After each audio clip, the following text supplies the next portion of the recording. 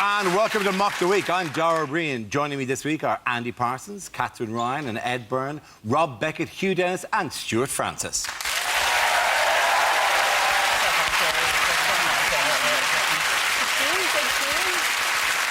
We start with a round call. If this is the answer, what is the question? On the board are 6 categories. Rob, which category would you like? Politics. I love a bit of that. Your category is politics. The answer is 13. What is the question? Is it the number of people on X Factor's first episode with dead relatives?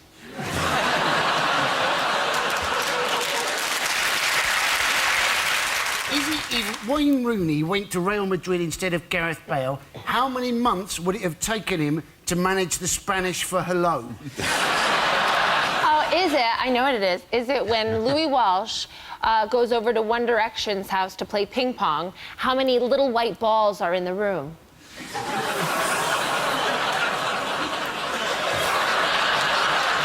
That's what it is. Spot on, mathematically, yeah. OK, is it on which day of Christmas do Wonga.com come and repossess everything? Is it the number of BBC programmes currently hosted by Dara O'Brien?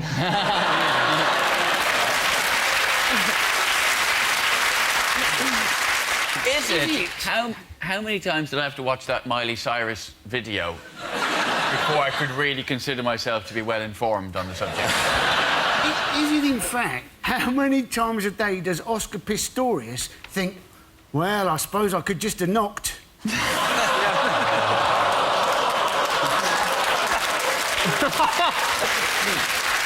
Is it the number of feet required by the restraining order that I have on Brian Blessed? Stewart, I know you want some! Is it the number of soldiers France will actually send to Syria? Is it the politics there, mate? Yeah. At what age do you realise that One Direction might be shit?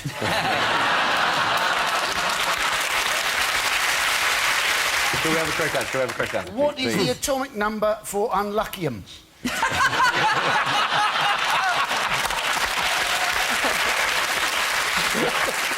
Very good. Very good. I'm glad you tried to slip that one under the wire. That's nice, yeah. Correct answer? It was by how many votes did the government lose the crucial vote on Syria? Yes, it was. Thank you very much, Steve. Well done, mate. Yes, the question I was looking for was by how many votes was Prime Minister David Cameron defeated in Parliament last week on the proposed military strike on Syria? This is news that after recalling Parliament early, the coalition lost the vote by 272 votes to 285. 39 members of the coalition voted against the motion. Nothing, after a really funny round, gets the mood up in a room like Syria being mentioned, a situation of deep political complexity and huge humanitarian sensitivity. The kind of stuff that Mock the Week does so well, historically. I heard that some of the ministers missed the vote because a bell wasn't functioning. I don't understand that, because everyone in Parliament is a functioning bell. Yes, a number of them didn't actually. Justine Greening, and who's the International Development Secretary, and the Foreign Office Minister, Mark Simmons, said they didn't hear the bell because they were in a room discussing Rwanda. Wink, wink. OK. That old chestnut. Let us not deliberately imply anything of the... I'm with you, Dara. We should just legally point out that it's perfectly reasonable for the International Development Secretary and the Foreign Office Minister to discuss Rwanda at any stage. Wait. Don't...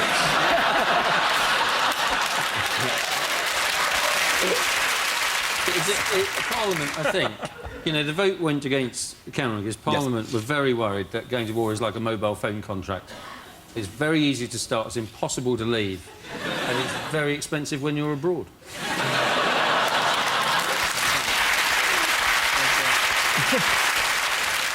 It's a bit rich, though, that Labour have come out so heavily against any kind of action, though, doesn't it? Labour are all like, oh, we shouldn't be, not without UN support and not if it's illegal. And memories are kind of short, aren't they? Yes. Don't you remember Iraq? It just seems a bit much, Labour taking this hard line with the Tories on this. It's a bit like Madonna phoning up Lady Gaga and going, for God's sake, put some clothes on. Well, the thing is, you know, we've said, you know, the The way to stop him killing innocent civilians is probably not sending in cruise missiles which are liable to kill innocent civilians. But we need to send him something to make him think twice about using chemical weapons again. Something surprising. I'm thinking atomic kitten. They've just reformed. You know what? Of the many criteria in which you judge that, I think surprise, it definitely rates very highly. Which lineup of Atomic Kitten are you planning to send in? Well, if you send in Kerry Katona with a credit card, she will bankrupt the country. Kerry Katona would bring more chemicals in, though, so... According to Obama now, this is going to harm the special relationship, and John Kerry as well has said that the special relationship is now in jeopardy, which I think is good, because I think the special relationship has always been a bit creepy, especially when you consider the age difference between the UK and the US. But the special relationship fell apart about 10 years ago, didn't it, in Love Actually, when Hugh Grant was in charge? Is this why you chose politics as a choice? I always think, you know, if you're not sure on something, give it a go. It might be for you. How has Obama reacted to this, then? Oh, very badly.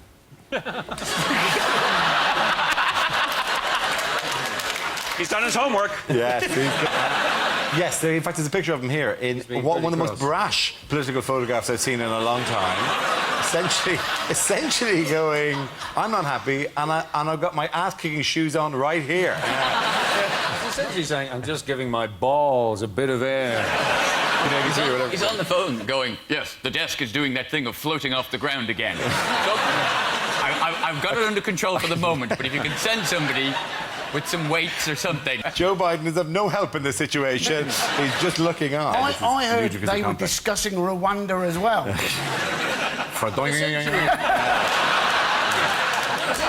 If that was a photograph of Bill Clinton, you'd think they'd just airbrush Monica Lewinsky out of it. This is a power move. One power move is to sit and eat when you're in a tete-a-tete with someone. Another is lunging. Like, look how you feel now. We're kind of having an argument. What about now?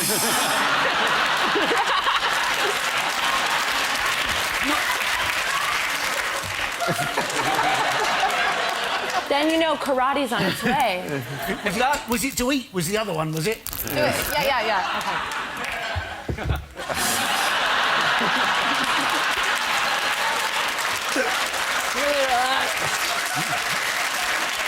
He's got 3 phones. I know he's the president. He's got 3 phones. It's ridiculous, Well, he might have 3 phone calls. Fair enough. In fairness, you think, though, he might have a secretary. Or one phone that was capable of taking many lives. So, yeah, it does seem unusual that he's going, I don't know, I'll try to find out. I got somebody else on the phone here. He's not happy with it. Wait a minute, wait on the line. Both of you wait on the line. I'm going to ring the other number. This isn't working for me. With Obama's foot on the desk, I think it'd be funny if a comedian on a panel show were to say, so Barack here, I'm going to put you on sneakerphone. I think that would be funny if a comedian on a panel show. I think it'd be funny. And speaking of the country, what is France's position on that? Doggy style. I've been there. Okay. Well, Next topic. Yeah, because that topic's settled. In other news, what has Cheryl Cole Spenter reported 50 hours doing? She has had a new tattoo done all over her back. And it's all over her bum as well. There we go. Yeah. You know, now she doesn't look bad, does she? Looks good, having 4 roses tattooed on your arse. You're thinking that's a mistake, though. In 10 years' time, that is going to look like Kew Garden, isn't it? Everybody's hacking on her, harshing on her, as the kids say. Thanks, Ed. And they get into the regional stereotypes. She's from Newcastle. She is a Geordie, so there's a good chance once, twice a week she's going to take a shit outside, right? That's what they do.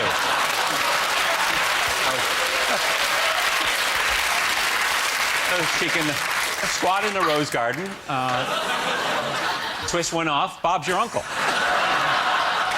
Well done, Jerry. It apparently took 50 hours. 50 hours to get it done. But you're thinking, well, you know, while she was having the tattoo done, she wasn't making or releasing music. So it's not all bad news, is it? You know? When she does sex the naughty way, is it called botany now? I guess her real worry is she'll get stalked by Alan Titchmarsh with an aphid spray. I'm thinking if you're going to have your entire arse done as a tattoo, have something a bit more practical. Maybe like a pair of shorts or something like that. And when it's a bit hot and, you know, you think, oh, down we go, nobody will notice. I think if I was going out with Cheryl Cole, I would definitely get a picture of some secateurs tattooed on my penis. She actually... It doesn't look quite funny, then. It just look like you're pruning a bush. Also, you wouldn't use a condom, would you? You'd use a Fison's grow bag. OK, at the end of that round, the point go to Rob. I'm so bringing that to an end. Thank you for that. You just get, like, a watering can tattooed. They're all here. How cool would that be? Oh, a watering can. That would look awesome. You would get a bee tattooed on your cock, like when you go on. That'd be a ridiculously large bee, though. And you go, Daddy want pollen. At the end of that round, the point's going to Rob, Hugh, Stewart. Now we play a round called School of Hard Mocks. This game involves Rob, Andy and Stewart, so if you could make your way to the performance area, please. This round is a stand-up challenge. I launch a wheel of news and wherever it chooses to stop, one of our performers must step forward and talk about that subject. The winner is whoever I think is the funniest. OK, here we go. Let's spin the wheel. The first subject is consumerism. Who wants to come in on that? Andy Parsons. So we always like to have a go at politicians, don't we, for getting us into debt. But we're also addicted to debt, aren't we? People waste their stuff. Well, you know, loads of nonsense, isn't it? Things like personalised number plates. Don't ever do it. Anybody can get a personalised number plate, yeah? You can change your name by deed-poll for a tenner, right? Just change your name to your car registration number.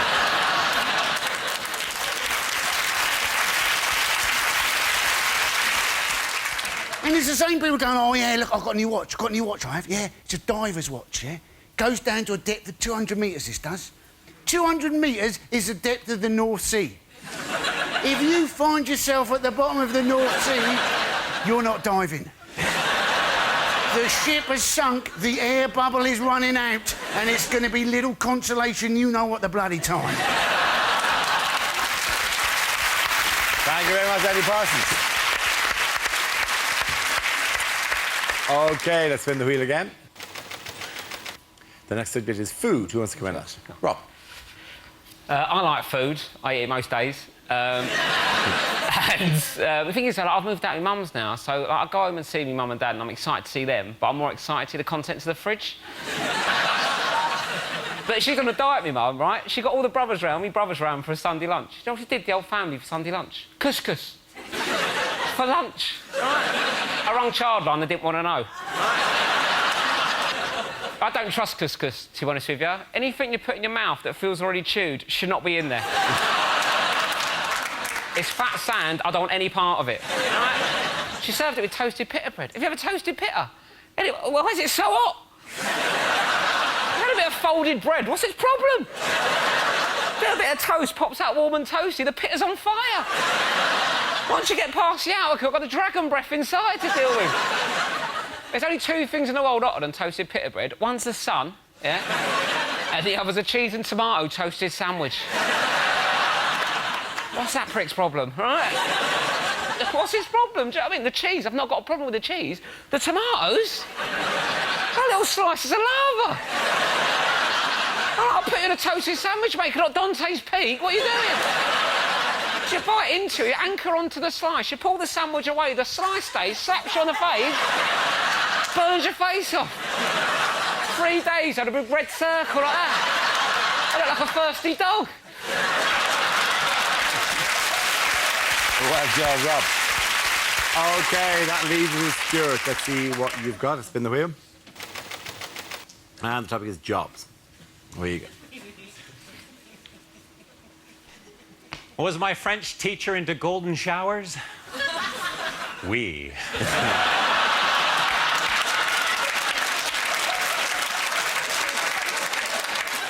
I'm a Canadian comedian, but if people think I'm Russian, Soviet.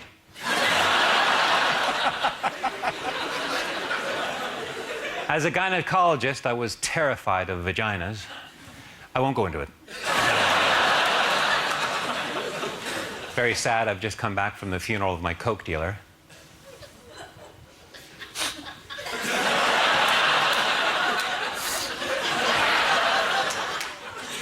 I was fired as a Boy Scout leader. I wasn't prepared for that.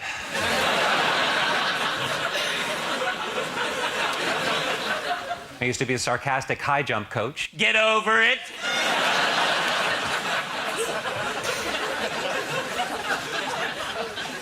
I used to be a professional table tennis player in Southeast Asia, and recently I went back for a big party. Oh, it was a real Hong Kong ping-pong ding-dong. And someone fired up the old karaoke machine. Oh, it was a real Hong Kong ping-pong ding-dong sing-song. And someone rang the doorbell.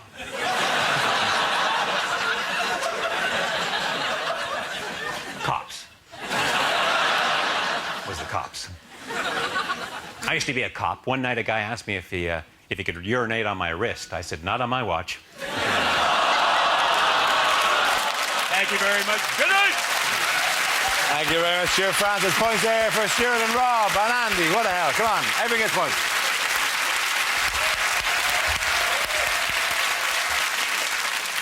Now we play a game called Picture of the Week. I show the panel a topical image and ask them to tell me what's happening. So, what's going on here?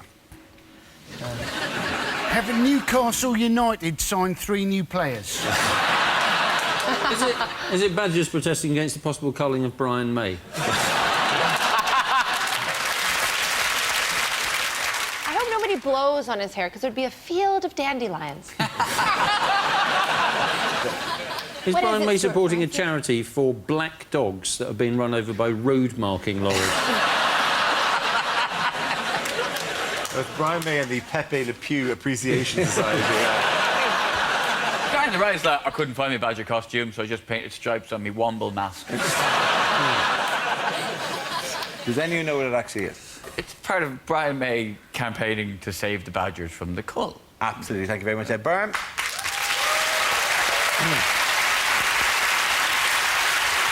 Yes, of course, this is the news that protests have begun in the wake of the badger cull in the west of England. Trained marksmen, including farmers, have been granted a licence to shoot up to 80 badgers each night in the first of the government's controlled pilot schemes to destroy up to 5,000 badgers in a bid to tackle the spread of bovine tuberculosis. People have objected to this, though, have they not? Well, the thing is that people love badgers and people love hedgehogs, but people don't know that badgers eat hedgehogs. So the government have got it all wrong. Instead of campaigning to kill the badgers, they should campaign to save the hedgehogs, and then the same people who are dressing up as badgers be dressed up as hedgehogs, go and save the hedgehogs. Cutest. Cutest. Yeah, they eat hedgehogs, and bizarrely, hedgehogs and skylarks. That's a bit of hunting that I never thought the badger would be capable of. Just flying behind a skylark on a set of improvised wings with a skylark mask. You know when they're in that V, when they migrate, and just eating the last one in the line and moving forward one, and then going, is there something behind us? And there's just a badger floating. Going, don't mind me, I'm another skylark. It's going to make Springwatch more interesting, because it'll be a bit like it's been directed by Quentin Tarantino now, isn't it? It'll certainly make it very tense. Oh, we join them outside the set, and they slowly... Well, it's an explosive end to tonight's Springwatch. Yes. We had 8 hours to see that badger. I mean, even the coverage around it. I mean, this is how the Sunday Telegraph ran the story about the badger cull. It's just an unfortunate conjunction of photograph and headline there. Implying that it's essentially like the Crimean War at this stage. And badgers, they eat eggs. And they just complain, and they eat, like, rotten fruit, and they get drunk off it. They're basically the elderly. We don't eat them. You do feel a bit sorry for them, though, because, you know, the whole Syria thing is about, you know, we need more evidence before we take action. There's no evidence that culling badgers works. Yeah. And the badgers, presumably, are, you know, thinking, well, why are you attacking us without a UN mandate? What's going on? Who has joined forces with Brian May in protest of the badger cull? Brian Blessed. Yes, Brian Blessed has as well. They have. There he is. Oh! Yes, they have released... there's a single which has become quite popular because of shows like this, for example, going on about it because it's great. We even have a clip of the video, which is the Badger, Badger, Badger, Save the Badger song. Oh no, a call! Badger, badger, badger, badger, badger, badger, badger, badger, badger, badger, badger, badger, save the badger. Badger, badger, badger, badger, badger, badger, badger, badger, badger, save the badger.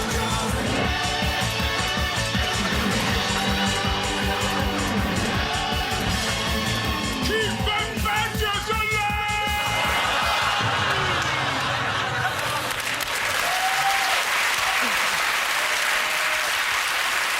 Clearly, that's how they catch the skylarks. Moving on, what's up with this sad fellow? Oh, no. When I saw this photo, it reminded me of a conversation I had with Dara before he went into makeup. And that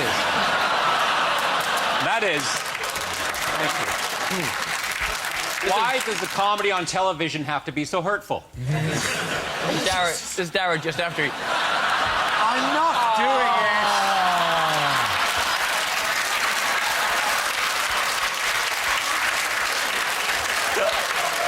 Oh, Dara, you've got a little something coming out your lip there. You got a little... Oh, sorry, that was the other one. Sorry. Yeah, I'm sorry, are we only doing this round so you can do a lingering comparison photograph with me and a blobfish? Is it? It's not you. Yeah, we can move on from this particular... To be honest, that looks like William Hague has swum too close to the Fukushima plant. I think it's what most people on Match.com actually look like. Has a badger sneezed itself inside out? Does anyone know why it's in the news, by the way, the blobfish? Well, is this why fish normally come in batter? Is it? Is it Nemo checking into the Priory? Get to his head. Is it, in fact... Oh, man, I lost myself. I think it's quite worrying, because it does... You know, is it one of Jordan's implants that have become sentient? I wrote most of the first book myself. No, it's been nominated. The blobfish has been nominated by an organisation called the Ugly Animal Preservation Society, which is a conservation society that basically highlights the fact that we tend to want to conserve cute, cuddly animals, not delightful creatures like the blobfish, or those of the Titicaca water frog, which is not which looks actually quite cool, to be honest. The pig-nosed turtle was on as well. It's all right. It's okay, you know. It just looks like a normal turtle with a gas mask. And and the perennial favourite, which is the proboscis monkey. They're trying to save the pubic lice. Why do you want to save the pubic lice? Pubic lice are dying out because of Brazilians and just general tidiness, cleanliness. Are Brazilians going around killing pubic lice? Yes, because they spread bovine... You think they'd have better things to do, protecting their rainforest? It's a bit weird having, like, ugliest animals, but it would be even weirder if it was like, oh, let's save the fittest ones. Do you know what I mean? Like, oh, this deer's got really nice horns. OK, at the end of that round, the points go to Ed, Katherine and Andy.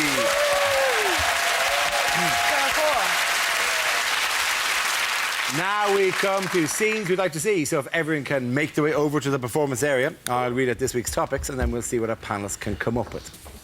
OK, here we go. The first subject is extracts from DVDs that would never sell. Welcome to exercise for manic depressives. Down, up, down.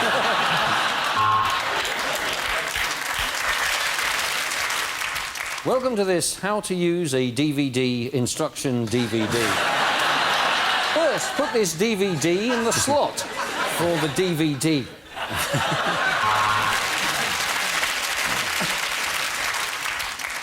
Steven Spielberg, circumcision. The director's cut.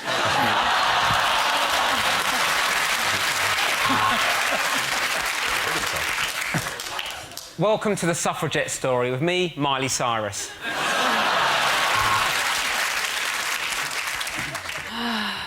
Ready to get fit, ladies? It's Johnny Depp, Pilates of the Caribbean. The main point of this self-help DVD is that only you can help you. No need for me, then? Thanks for the 20 quid. Hello, welcome to funeral etiquette. When's the right time to fart?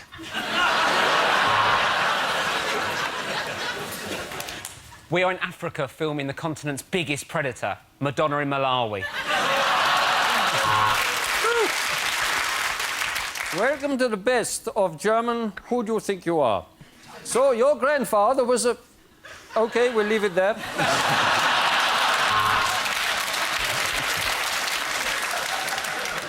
Welcome to the best of Test Match Special. That one works. That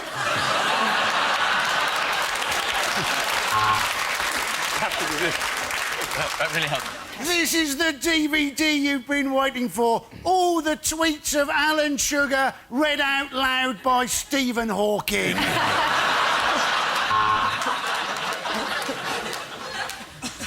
Welcome to Filthy Dirty Nurses 2, the rise of MRSA.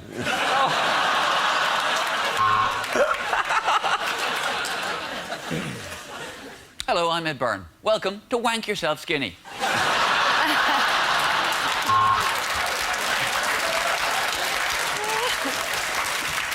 Work yourself thin with me, teen sensation Stewart Francis.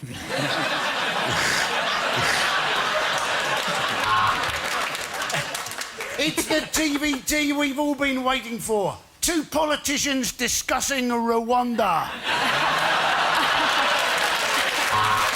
OK, the next topic is unlikely things to hear on a motoring programme. Listen to that deep, throaty roar of the man I've just run over.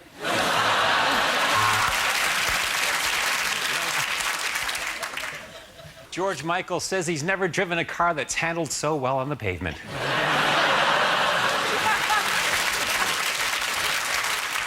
Now, I would describe this car as being very nippy, but apparently I'm not allowed to say that. I have to say it's made in Japan.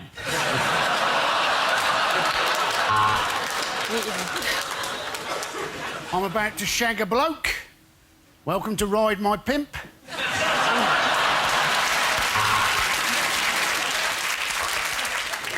Women everywhere have come together to announce their favorite car. It's the red one.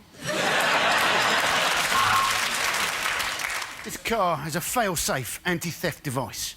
It's a Vauxhall Corsa.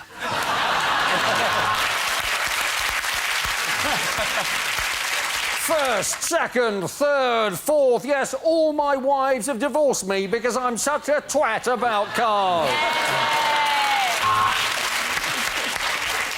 It's just a car, innit? It gives a shit.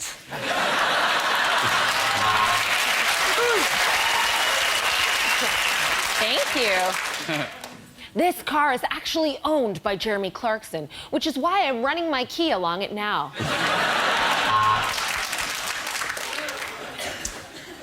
My first impression is that the dashboard layout is actually quite unorthodox and very minimalist. There doesn't seem to be a steering... actually, I'm sitting in the back.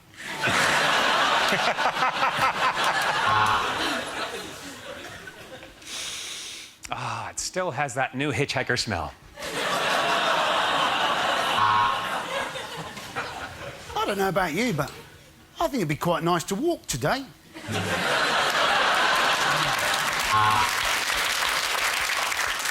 The sounds have been surprisingly low for the new Renault Bel End. This car has been modified for the American market. It's got 6 cup holders, a sandwich stand and a small rotisserie attached to the dashboard. This week on Top Gear, we're going to be talking about some penises. Cars! We're talking about cars! Cars! Oh, cars! This car's personalised management system remembers who you are and how you drive. This morning, it locked me out and told me to fuck off. Well done. At the end of that, the point to Ed, Katherine and Andy.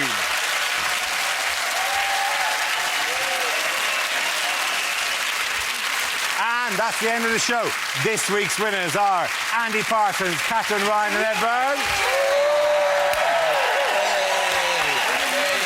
Commiserations to Rob Beckett, Hugh and Stewart Francis. Thank you for watching. I'm Dara. Good night.